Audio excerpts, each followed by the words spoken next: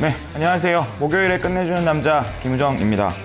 오늘 장에 끝내주는 한마디, 오늘 저는 이걸로 준비했는데요. 유가의 하락에 의한 발목 잡힌 코스피 시장이라는 말을 좀 들어보고 싶고요.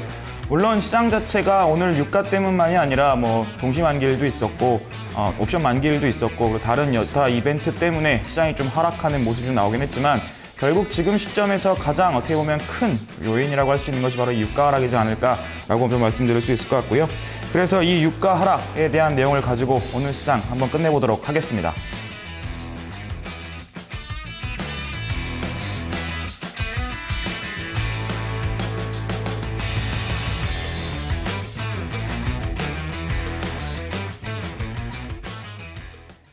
우리 증시 하락 원인 여러 가지가 있겠죠. 그 가운데서 국제 유가가 가장 큰 비중을 차지한다. 많은 전문가들이 이야기하고 있습니다. 간밤에 글로벌 증시도 밀려났는데요. 이 국제 유가 하락 때문이다. 외신에서도 또 이런 분석을 내놨거든요.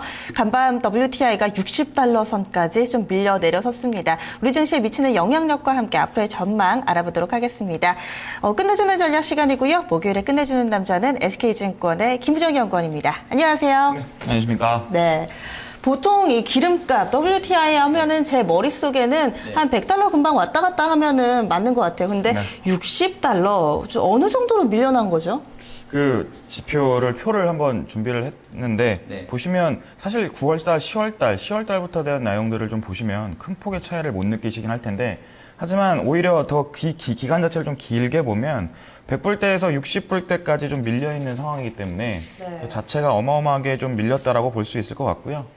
네, 지금 표 보니까 언제부터 가파르게 좀 밀려나기 시작한 거예요? 한 7월, 8월 정도 되나요? 근데 저게 지금 보시면 10월 달부터 좀 나와 있는 표기 때문에 사실 그 하락폭이 그렇게 크지 않을 것 같은데요. 지금 10월 달에 보시면 거의 한 80불대에서 지금까지 떨어진 건데 100불 가까이 있던 유가이기 때문에 거의 2배 이상 더 빠졌다고 보시면 됩니다. 저 그래프에서 보다는.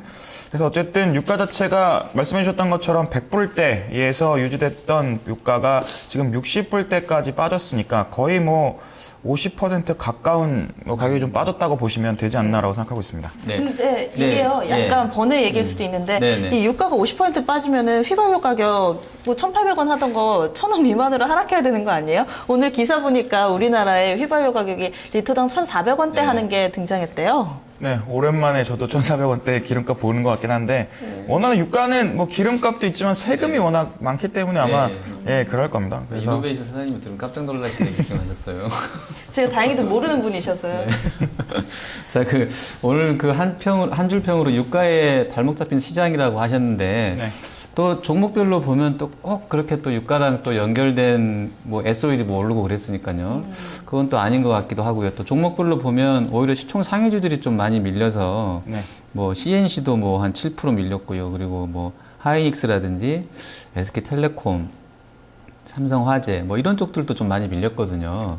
근데 이게 유가 때문에 오늘 시장이 꼭 밀렸다고 봐야 되는 것인지 아니면 좀 다른 심리적인 요인이 있다고 봐야 되는지 어떻게 보세요? 오늘 시장에서 유가 때문에 빠졌다라고 보기는 어렵고요. 사실은 전반적인 내용들이 너무 많았죠. 전일 미국 시장에서 그리스 얘기도 나왔었고 특히 오늘 저희 옵션 만기도 했고 수급적인 상황 때문에 좀 어떻게 보면 지수를 좀 밀어버린 듯한 모습도 있긴 하지만 어쨌든 전체적인 심리 자체가 지금 해외 시장에서도 유가 하락이라는 것들 때문에 반영을 하고 있고 그런 기업들이 또 빠져나가면서 미국이라든지 여타 국가들에 대한 지수 자체를 좀 끌어내린 모습이 있었잖아요. 그러면 그런 거를 빌미를 가지고 우리 시장에서도 심리적으로 밀어버린 게 아닌가라는 생각이 듭니다. 물론 말씀해 주셨던 것처럼 오히려 SOE라든지 SK이노베이션 유가 하락에 대한 부분들 반영이 됐다라고 보긴 하거든요. 좀 어떻게 보면 지금의 유가 하락에 대한 부분들이 계속해서 앞전에서부터 있었기 때문에 그러한 부분들이 주가에는 분명히 반영이 돼 있다라고 봅니다. 근데 전체적인 시장은 이러한 이유를 빌미로 해서 어떻게 보면 투자 심리를 좀 악화시킨 것 같고 그러한 것들에 대해서 오히려 더 주가를 끌어내리는 요인이 됐다라고 볼 수 있을 것 같고요. 그리고 또 한 가지는 유가를 비롯해서 상품 시장 자체가 지금 변동성이 자꾸 커지고 있거든요. 그러한 것들이 투자 심리 자체를 좀 역시나 악영향을 좀 미친 것이 아닌가 위축을 시킨 것 때문에 아무래도 시장 전체적인 흐름은 약할 수밖에 없었다라고 좀 말씀드리고 싶습니다. 이 업종이나 종목별로 봤을 때 이 원달러 환율도 결국에 보면은 내성이 다 생기더라고요. 이 국제 유가도 하락하기는 하되 좀 업종별로는 이 피해든 수혜든 좀 영향력은 제한될 것이다 이렇게 봐도 될까요? 단기적으로 지금 벌써 그런 것들은 나왔잖아요. 사실은 정유주라든지 조선주들 뭐 유가 얘기 나오면서 한번 빼기도 했었고요. 반대로 이제 해운주라든지 그러니까 항공주죠. 항공주들은 오히려 반영을 해서 올랐다는 부분이 있잖아요. 벌써 그런 것들은 반영이 돼 있다라고 봅니다. 근데 사실 잘 생각해보면 우리 시장이 유가가 빠졌을 때 이게 정말로 악영향일까라고 생각해보면 아닐 수도 있거든요. 왜냐하면 수출을 중심으로 했던 국가이기 때문에 전반적으로 유가가 빠졌을 때 손해를 보는 국가들은 뭐 러시아라든지 뭐 베네수엘라 같은 나라들이고 수출을 하는 우리나라 같은 경우는 도움이 되는 모습일 수 있는데 오히려 시장은 그렇게 반영을 못한다라는 거죠. 근데 이런 것들을 과거로 생각해봐서 좀 돌려봤더니 한 3번 정도 있었다 그래요. 그러니까 저물가 그리고 뭐 그 원유 자체도 빠져 있었고 그다음에 환율 자체도 좀 빠져 있는 상태가 그 원래대로 말씀드리면 수출이 좀 이루어져야 되는데 그렇지 못하고 오히려 빠진 기간이 얼마 안 된다고 했을 때 지금 시장에서 반영하는 것들은 환율 문제가 좀 크다라고 보는 것 같고요. 그렇기 때문에 수출주들에 대한 영향 그리고 가장 큰 거는 아무래도 투자 심리지 않을까라는 생각하고 있습니다. 그 유가가 빠지면은 지금 말씀해 주셨던 그런 그 자원 부국들도 경기가 안 좋아질 수 있잖아요. 러시아는 지금 뭐 디폴트 이런 얘기도 뭐 어떤 기사들은 내고 있던데 벌써 사실 그쪽이 안 좋아지면 글로벌하게 좀 경기가 꺾인다고도 그러니까 좋은 일은 아니지 않을까요? 뭐 그쪽 뭐 러시아라든지 베네수엘라 수출하는 우리 입장에서는 그렇죠. 예. 아무래도 그쪽은 있겠지만 오히려 반대로 생각하시면은 더 좋은 나라들도 많이 있잖아요. 뭐 예를 들면 미국 같은 경우도 마찬가지일 거고요. 뭐 유럽이나 중국 자체도 사실은 유가가 빠지면 수혜를 보는 국가들이기 때문에 물론 러시아나 이쪽에서는 좀 손실을 볼 수도 있겠지만 다른 큰 시장이 오히려 더 경기가 회복된다라는 관점으로 간다라고 그러면 오히려 우리 입장에서는 더 좋을 수 있다는 생각은 듭니다. 그러니까 유가가 빠지면 중국이 왜 좋아지죠? 그 중국 자체라기보다는 이제 시장 자체가 유가가 빠졌을 때 돌려진다 그러면, 그러니까 미국이라든지 우리 시장에서 이렇게 뭐 경기 자체가 활성화된다라고 했을 때 중국 자체도 같이 살아날 수 있는 모습이 좀 나온다라고 하면, 물론 유가 자체가 빠졌다고 해서 중국이 아예 그걸 직접적으로 수혜를 본다라는 개념은 아니고 전반적인 시장 자체가, 그러니까 미국뿐만이 아니라 뭐 전체 글로벌한 시장 자체가 좀 경기가 회복되는 모습이 나온다라고 한다면 좋아질 수 있지 않을까라는 생각입니다. 네. 그러면 지금 현재는 60달러 선에 좀 턱걸이가 돼 있습니다. 일부 뭐 모건 스탠리에서는 브렌트유 기준으로 43달러까지도 얘기가 나오고 내년에도 유가는 조금 더 밀려나는 쪽으로 얘기가 좀 가는 것 같아요. 좀 유가에 대해서 앞으로의 흐름 방향성 그리고 또 업종별로는 어떻게 전략 세우는 게 좋을까요? 유가는 뭐 전망 같은 거 좀 읽어보니까 내년엔 더 지금 수준 혹은 뭐 지금보다 좀 더 빠질 수 있다라는 얘기들이 나오더라고요. 근데 그 이유들을 생각해 보면 굳이 사우디나 이란에서 자기네들이 왜 이거를 감축해야 되냐라는 얘기가 나오더라고요. 그러니까 걔네들 입장에서도 굳이 감축할 필요 없다라는 거죠. 그리고 미국에서는 셰일가스에 대한 얘기들 나오고 있기 때문에 결국은 뭐 경쟁이지 않을까라는 생각이 들어요. 유가 부분도 있을 거고 유가랑 그 셰일가스 부분에 대해서는 것도 있을 거고 또 한 가지는 이라크가 이제는 생산을 재개해서 뭐 또 공급량을 늘릴 수도 있다는 얘기까지 좀 나오고 있기 때문에 수요에 비해서 공급이 늘어난다라고 하면 당연히 유가는 더 안 좋은 쪽으로밖에 갈 수 없는 구조인 것 같고 그런 논리로 지금 써있던 레포트를 좀 읽어봤었는데 그 말이 좀 맞다는 생각이 듭니다. 그래서 뭐 지금 시점 60불대에서 얼마나 더 크게 하락할 수 있을지는 모르겠지만 어쨌든 하락 추세를 좀 보인다는 건 사실인 것 같습니다. 그리고 그 돈은 어디로 갔다고 보세요? 어느 돈 말씀하시는 거죠? 그 유가가 많이 내렸는데 그럼 딴 데로 좀 갔을 수도 있잖아요. 그거 팔았으니까. 그 돈 다 어디로 가 있다고 보세요? 글쎄요. 저한테 나눈 건 확실합니다. 제일 먼저 가지 않았을까요? 아니 글로벌하게요. 큰 판에는 미국 채권으로 들어간다고 봐야 될까요? 아니 중국 주식으로 가고 있을까요? 어떻게 좀 뭐 중국 주식으로도 갔을 것 같다는 생각이 들고요. 그다음에 뭐 혹은 뭐 미국 채권 쪽으로 갈 수 있다는 생각이 들긴 하는데 글쎄요. 그게 정확히 어디 한국 쪽으로 간다라고 말씀드리긴 좀 어렵지 않을까요? 뭐 시장 자체가 뭐 나중에 그걸 보여주겠죠. 그 보니까 유가가 제가 보니까는 2008년에 제가 결혼을 했거든요. 그래서 그때 시즌을 잘 기억하고 있는데 아주 잘 기억하고 있는데요. 33달러 그랬더라고요. 거기 한번 볼까요? 어떻게 좀 유가가요? 보세요? 네. 어떻게 33달러. 생각하세요? 네. 33인가 33이었어요. 그럴 때가 있었어요? 네. 얼마 안 됐어요. 그렇게 싼 지가. 네.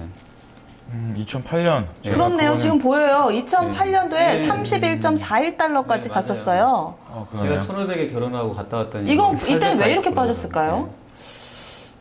저도 이때는 기억이 좀 없는데요. 2008년에 이렇게 빠졌을 때 제가 한국에 없었는데 어디 외국에 나갔다. 네, 저 한국에 없을 때여서 2008년에는 네. 그래서 왜 이랬는지 모르겠네요. 글로벌 금융위기 때. 그렇죠. 네, 아무래도 그 영향이 있죠. 네.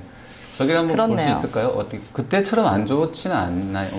않잖아요 지금. 그렇죠. 사실은 제가 보기에는 지금 유가가 이렇게 빠지는 건 결국 수요 공급 차이인 것 같거든요. 그러니까 사실 지금 그때 기대했던 것들이 하나가 감축하겠다는 얘기 나왔으면 유가 벌써 반영했을 것 같고요. 네. 그러면 공급 자체를 줄이겠다는 얘기만 나온다라고 그러면 지금 유가는 다시 올라갈 수 있다라고 보거든요. 근데 그러한 멘트라든지 그러한 움직임이 지금 안 보이니까 네. 계속해서 이러한 상황으로 가는 것 같고 굳이 공급을 줄일 필요가 없는데 수요는 한정돼 있다라고 하면 당연히 뭐 유가 자체는 좀 빠질 수밖에 없는 상황이지 않나라고 생각하고 있습니다. 네, 그러면은 이 국제 유가와 관련해서는 조금 더 아래쪽으로 가능성을 열어두되 우리 증시에 마냥 나쁘다라고만 볼 건 아닌 것으로 판단해 주시는 것 같아요. 그럼 유가가 앞으로는 빠져도 우리 시장은 별로 안. 아니요, 그런 의미는 아니지만 네. 사실은 지금 심리적인 측면에서 투자 네. 심리 자체가 굉장히 안 좋아진 상태이기 때문에 네. 유가가 반영을 한다라고 보는데 네, 네. 이게 만약에 아까 좀 내성 얘기를 해주셨는데 네. 유가 자체가 지금 가격대에서 어쨌든 뭐 소폭이든 큰 폭이든 빠지기는 하겠죠. 그렇다고 한다면 그거에 대해서 어느 정도는 주가에서 반영이 됐다라고 한다고 했을 때 심리적인 측면에서 이제 좀 안정성을 찾을 것 같고요. 그리고 오히려 나중에는 지금 이 유가 가격대로 해서 만약에 수출이라든지 이런 게 이루어진다고 하면 이게 오히려 긍정적인 내용으로 될 수도 있다는 얘기까지 생각까지 들 수는 있습니다.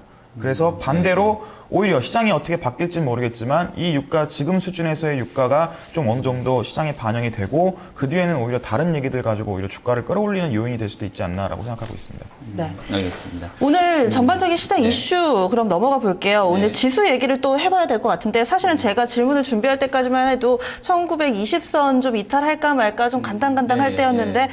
결국에는 이 1920선도 이탈을 하고 1910선대까지 좀 내려왔습니다. 지금 직전 저점, 이 11월에 직전 저점도 좀 내준 모습인데요. 이렇게 되면 1900선까지 좀 열어놓고 봐야 되나요? 일단은 오늘 시장에서 이렇게 지금 1916선이 밀려있는, 16선까지 밀려있는 모습인데 사실 제가 이렇게까지 밀린 것까지 못 보고 나왔거든요. 저도 나오면서 이 지금 막판에 이렇게 됐어요. 예, 와서 보니까 지금 1916선까지 좀 밀려있는 상황인데 결국 오늘이 옵션 만기일이다 보니까 좀 선물 시장이 좀 어쨌든 현물 시장 자체를 좀 흐려놓은 것 같고요. 지금의 지수 자체는 선물에 의해서 좀 밀려있는 상황이 아닌가라는 생각이 듭니다. 그리고 결국 그러면 1920선 정도를 생각할 수 있을 것 같은데 1920선 올 때마다 계속해서 나오는 얘기들이 PBR 1배 얘기 꼭 나오거든요. 지수에 맞아요. 대해서.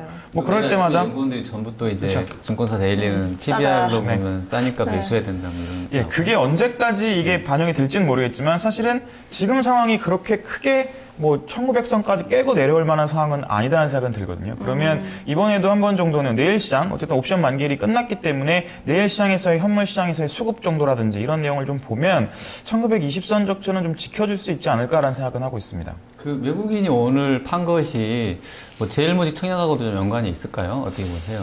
거기 들어가려면 납입하려면 돈 좀 만들어놔야 네, 돼서. 뭐 아무래도 그런 분들이 꽤 있는 것 같더라고요. 그러니까 외국인들도 그렇겠지만 현재 지금 국내에서 거래를 하시는 분들도 제일모직 청약을 하겠다라고 돈을 빼신 분들이 꽤 있는 걸로 일부는요. 예, 보이는 거 보면 그런 물량이 좀 있다라고 보여지거든요. 뭐 주변에서 그런 분들이 꽤 있더라고요. 주식 뭐 매도하시면서 난 자금 빼는데 그 이유가 대부분 뭐 제일모직 예, 상장을 뭐 아무래도 삼성 SDS에서 한번 보여줬기 때문에 그런 것들이 더 크지 않나라는 생각이 듭니다. 그리고 중국 국적주들 얘기 좀 해봤으면 좋겠는데요. 이게 오늘 또 장에서는 요 종목들 빼면 또 말이 또 안 될 것 같아요. 대부분 다 상한가, 전 종목 상한가였고요. 이게 좀 뭐 과열로 좀 봐야 될까요? 네. 어떻게 보세요? 저는 사실은 이 급등에 대해서 논리적으로 설명할 만한 내용이 전혀 없다라고 생각이 듭니다. 이게 도대체 뭐 대주주라든지 외환 송금 규제 논란까지 뭐 여러 가지 내용고 실적 보면요. 사실 이게 설명이 도대체 안 되거든요. 그리고 중국 공량자원인가요? 그거 지금 1,300원에서 지금 11,000원까지 올라간 거잖아요. 이거 1조더라고요. 이게 780% 정도 땡긴 것 같더라고요, 그럼 이걸 도대체 어떠한 논리로 설명을 해야 되는 건지 저는 솔직히 모르겠고요. 그리고 이게 진정으로 주식 매매를 하시는 분들이라면 이런 종목을 사야 되는 건지 뭐 그럴 고민 될 정도로 예, 지금 이게 너무 급등인 것 같고요. 사실은 근데 이러한 급등 자체가 워낙 우리 시장 자체가 좀 약하니까 발생되는 현상이라고 보고 있는데 우선주 옛날에 움직이는 네, 것처럼 맞습니다. 뭐 근거 없는 상한가 뭐 그렇죠. 이런 뭐 그런 거죠. 느낌인데 저는 그렇게 봅니다. 지금 코스닥 시장이든 물론 코스피 시장도 마찬가지겠지만 코스닥 시장을 놓고 봤을 때 게임주 말고 좀 주도를 했던 종목군을 생각해 보면 사실 잘 안 보이거든요. 뭐 오늘 시장에서 이제 뭐 휴대폰 부품 업체들 조금 이게 보이는 게 했지만 그 전에 게임주들 제외하고는 사실은 그닥 그렇게 주도를 했던 종목은 없던 종목들인데 뭐, 그러면 뚜렷한 뭐 주도주도 없는 상태고 모멘텀도 없는 상태에서 뭔가를 만들어냈다고 봐요. 그러면 지금 자꾸 후광통 얘기 나오고 한국이랑 중국이랑 FTA 맺은 거, 그다음에 중국 경기 부양 얘기 나오고 이러니까 정말 이유는 단 하나잖아요. 뭐 이제 중국 본토 주식 대비해서 우리나라에 나와 있는 게 저평가다. 근데 사실 그 저평가라는 게 실적인 저평가가 아니에요. 설명이 안 되거든요. 시총이랑 계산을 하면. 근데 어쨌든 그런 논리로 지금 어쨌든 뭐 틈새 시장에서 그냥 대안 투자가 되는 게 아닌가 그런 생각이 들고 있습니다. 그러면 이렇게 오늘 다 상한가였잖아요. 네. 그 오늘 내일 정도는 좀 어떻게 해야 될까요? 갖고 계신 분들이라 그러면 제가 사실 판단이 안 되신가요? 이런 저 사실은 이제 고객분 중에 한 분이 이제 물어보시더라고요. 매수하겠다고. 근데 저는 사실 못 사겠다고 얘기 드렸거든요. 네. 근데 오늘 상한가 갔어요. 그래서 정말 죄송하다는 말을 드리긴 했는데. 먹었겠네요. 네, 먹었죠. 근데 저는 사실은 물론 이 15% 먹을 수 있다고 생각이 듭니다. 상한가를 쳤으니까. 뭐 내일도 만약에 상한가 가면 단기간에 30%니까 그만한 어마어마한 뭐 수익을 난 거겠지만 그만큼의 리스크를 지고 이 종목을 들어가기는 정말 전 좀 무섭다는 생각이 들고요. 그리고 설명이 안 되는 주식에 그냥 제 돈을 투자한다는 게 좀 불편하다는 거죠? 네. 살 수는 있는데 네. 갖고 뭐 홀딩해서 갖고 가기도 애매하고 뭐 이렇게 네, 하는 거죠. 저는 좀 그 생각이 듭니다. 그리고 그러면 이제 그렇게 되면 같은 논리를 보면 중국도 지금 과열이라고 보세요? 중국 시장도? 중국 설명이 시장 안 되나요? 걔는 갑자기 그냥 그렇게 올린 거잖아요. 그렇죠. 걔네도 그전에는 사실 아무 뭐- 말도 안 하다 그냥 그거 시작하면서 그냥 쭉 뭐 저평가니 어쩌니 해가면서 갖다 붙여가지고 네. 막 한 40% 20% 막 올려놓은 거잖아요. 뭐 어떻게 보세요? 저는 중국 시장이랑 비교할 때 가슴 아픈 건 우리 시장인 것 같고요. 뭐 중국 자체는 워낙 뭐 갑작스럽게 3천 찍고 내려왔잖아요. 네. 3천 찍고 내려왔는데 우리 시장은 뭐 2천도 제대로 뭐 못 올라갔으니까 그거 계산하면 사실 중국 올라간 것보다는 우리 시장이 좀 안타깝긴 한데 중국 시장 자체는 우리나라 시장에 상장돼 있는 중국 업체들이 상승하고 있는 흐름과는 좀 다른 것 같아요. 물론 뭐 설명이 잘 안 될 수는 있겠지만 어쨌든 중국 정부 입장에서는 계속해서 뭐 경기 부양 얘기도 하고 있고 어떻게든 지금 경기 살리겠다 혹은 뭐 지네들 좀 떨어지는 거 맞추겠다라는 식으로 계속 얘기를 하고 있기 때문에 중국 시장이 올라갈 수 있는 거는 가능하다라고 보고요. 그리고 또 한 가지는 수급상의 논리로 끌어올릴 수 있다는 생각이 듭니다. 뭐 말씀해 주신 것처럼 자금이 어딘가에는 지금 있다는 거잖아요. 돈이 그만큼 풀려 있는 상태에서 어딘가는 가야 된다고 한다면 중국 시장 쪽으로 수급이 좀 몰렸다는 그 유동성이 좀 들어왔다는 생각도 들고요. 그렇다 그러면 지금 중국 시장이 올라갔던 부분에 대해서는 설명이 좀 가능하다는 생각이 드는데 그렇죠. 근데 우리나라에 상장돼 있는 중국 업체들은 사실은 전 잘 모르겠습니다. 얘기가 좀 다른다. 네. 네. 그 중국 관련한 마지막 질문인데요. 네. 그 오늘 이제 중국 주식이 상한가 들어가서 못 사니까 막 초록뱀이니 뭐 아가방이니 갖다 네, 붙여가지고 그렇죠. 이제 뭐 신성통상이니 막 올려놨잖아요. 요거 내일 아침에 좀 더 될까요? 어떻게 보세요? 저는 잘 네. 모르겠습니다. 그 아, 아가방 그쪽에 컴퍼니 네. 컴퍼니 보니까 중국 기업이 인수했다는 네. 것 때문에 이제는 근데 한국 기업이 아니다. 중국 네. 회사로 보는 것 같아요. 네. 분위기가. 중국 회사로 보니까 네. 이것도 가야 된다. 말씀해 주신 것처럼 못 사니까 올린 거잖아요. 예, 예. 그러니까 물론 뭐 하루 이틀 수급상으로 뭐 올릴 수 있다는 생각이 들긴 합니다. 근데 이거를 그 하루 이틀 투자하기 위해서 들어갔다가 만약에 매도 못 하시거나 만약에 대응을 못 하신다라고 하면 오히려 손실이 더 커질 수도 있다고 보거든요. 이런 것들 단기간에 끌어올렸다고 그러면 단기간에 빼는 거 큰 문제 아닐 거라고 보고요. 상승폭 올라갔던 거 반납하는 것도 그리 어려운 건 아니기 때문에 뭐 글쎄요. 이 종목에 대해서 뭐 그렇게 크게 제 돈에 대해서 뭐 그런 게 아니라 그러면 한 번 정도는 뭐 해볼 수는 있겠지만 저는 개인적으로는 솔직히 네. 좀 꺼려지긴 합니다. 아무래도 네, 종목들이 많이 단계 올라서 네, 이성의 네. 구간은 좀 넘어간 것 같아요. 네. 그러면 어쨌든 오늘 내린 건 내린 거고요. 내일 증시 전망 좀 담담하게 좀 준비를 해봐야 될 것 같습니다. 전반적인 시장 상황은 좀 어떻게 보고 계세요? 아무래도 지금 대외 변수들이 자꾸 나오는 것 같습니다. 뭐 시장 자체를 어떻게 보면 끌어내리는 요인인데 뭐 가장 컸던 거는 사실은 유가부터 시작을 했던 것 같고요. 그래서 모든 것들이 자꾸 투자 심리 쪽으로 가는 것 같아요. 그리고 또 한 가지는 우리 시장이 자꾸 소외를 당하고 있다라는 거죠. 뭐 미국 시장, 뭐 중국 시장 빠지기도 했지만 걔네들은 어쨌든 올려놓은 상태에서 빠진 거고요. 저희는 오른 것도 없는 상태에서 지금 빠지고 있는 같이 동반해서 빠지고 있는 모습이기 때문에 전반적인 심리 자체가 그닥 좋은 모습은 아니라는 생각이 듭니다. 근데 어쨌든 오늘 시장에서의 하락은 어쨌든 옵션 만기일에 대한 부분이 좀 있기 때문에 그러한 부분 고려했을 때 내일 시장에서는 좀 반등 흐름이 좀 나올 수 있지 않을까라고 생각할 수 있을 것 같고요. 물론 반등이 나온다고 해서 뭐 중국 시장처럼 가파르게 상승 추세로 나온다 그건 아니고요. 사실 현 수준, 지금 수준에서 조금 반등 나오고 뭐 지금 수준에서 큰 변화 없는 어떻게 보면 숨고르시 시장이 좀 나올 수 있지 않을까. 그리고 조금 시간이 흘렀을 때 오히려 연말 부근으로 다가오면 그때 정도는 조금 뭐 상승 흐름이 좀 있을 수는 있지 않을까라는 생각하고 있습니다. 그러면 내일장에 한판 승부수 어디다도 좀 띄워보실래요? 저는 사실은 뭐 오늘 보면서 뭐 유가 얘기도 했었고요. 뭐 여러 가지 있는데 게임주들이 거의 마지막 같다는 느낌이 들긴 하거든요.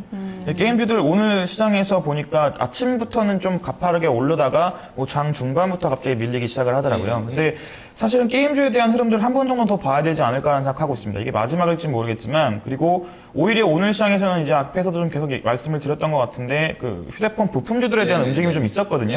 근데 어쨌든 그 부품주들에 대한 흐름들 이제 시작이라는 개념이 들기도 합니다. 그렇다 그러면 어떻게 보면 게임주에서 주도주들이 이쪽으로 흘러갈 수도 있다는 생각이 들긴 하는데, 하지만 그 게임주들 중에서도 아직까지는 가능성이 있는 종목들이 있다고 생각이 들어요. 그래서 조금은 차별화된 게임주들에 대한 흐름을 좀 봐야 되지 않나라고 생각할 수 있을 것 같고요. 뭐 그 중에서 뭐 NH엔터랑 액터즈 소프트 이런 종목들은 뭐 단기적인 흐름보다는 조금 더 가져갈 수 있는 종목군들이지 않을까라고 생각을 하고 있습니다.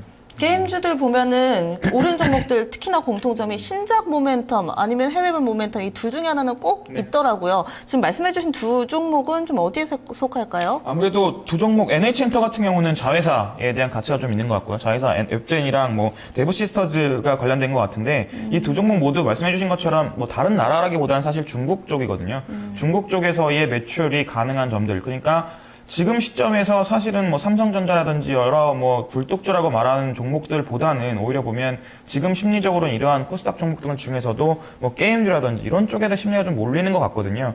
근데 그냥 몰리는 게 아니라 얘기가 좀 된다라는 거죠. 중국 쪽에서 인기가 있는 거고 실질적으로 매출도 나오고 있다라는 종목군들이 상승하는 거기 때문에 뭐 컴투스를 들어가더라도 실적이 되다 보니까 강한 상승 흐름 보였다라는 것. 뭐 지금은 그런 흐름이 아닌다고 하더라도 그 여타 뭐 차별화된 종목군들 외중에서 실적 나오고 가능하다라고 한다면 충분히 상승 흐름 가져올 수 있지 않나라는 관점으로 좀 접근하고 싶습니다. 네, 알겠습니다. 끝내주는 전략 여기서 마무리하겠습니다. 다음 주에 뵐게요. 네, 감사합니다.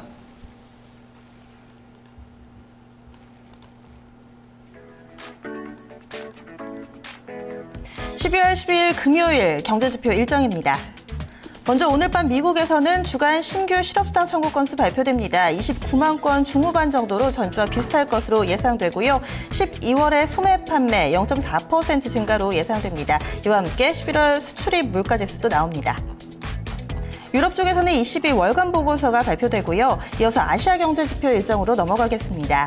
내일 중국에서는 우리 시간으로 오전입니다. 11월 소매 판매와 함께 산업생산 그리고 고정자산 투자 발표됩니다. 일본 쪽에서는 10월의 산업생산과 함께 설비 가동률 나옵니다. 내일 우리 증시 신규 상장하는 종목이 있습니다. 알테오젠 코스닥 시장에 상장되는데요. 바이오 시밀러 관련 기업이고요. 공모가 26,000원입니다. 이와 함께 또 하나의 스펙이 상장하는데요. 코스닥 쪽에 동부스펙 2호 상장됩니다.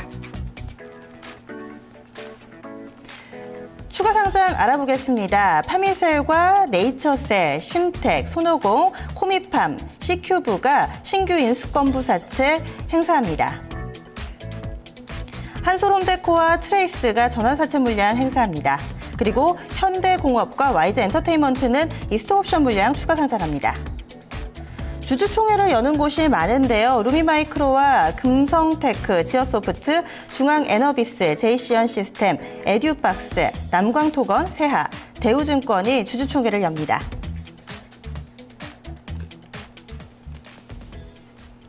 오늘 금융통화위원회에 있었습니다. 금리는 동결됐는데요. 이후에 이 이주열 한은 총재의 발언에 시장의 관심이 좀 모아졌습니다. 이 내년도 경제 성장률 전망치 3.9%에 좀 미달할 수도 있겠다라면서 하향 조정 가능성 시사했는데요. 겨울이 조금 더 길어질 수도 있을 것 같습니다. 지금이라도 서둘러서 월동 준비해 보셔야겠습니다. 네. 자, 오늘 뭐 기술적인 포인트 잠깐 점검해 보면요. 진성으로 단기 데드크로스가 이제 발생되면서 마감이 됐습니다. 그리고 4일 연속 음봉에 이 지수 하락이 나왔으니까 이제 반등도 나올 수 있어 보입니다. 근데 이제 반등이 강할 것인지 아니면 뭐 박스 레벨 자체가 하단으로 좀 더 확 내려와서 반등이 진행될 것인지는 고민이 되는 시황이 돼버린 것 같습니다. 저희는 내일 뵙겠습니다. 고맙습니다.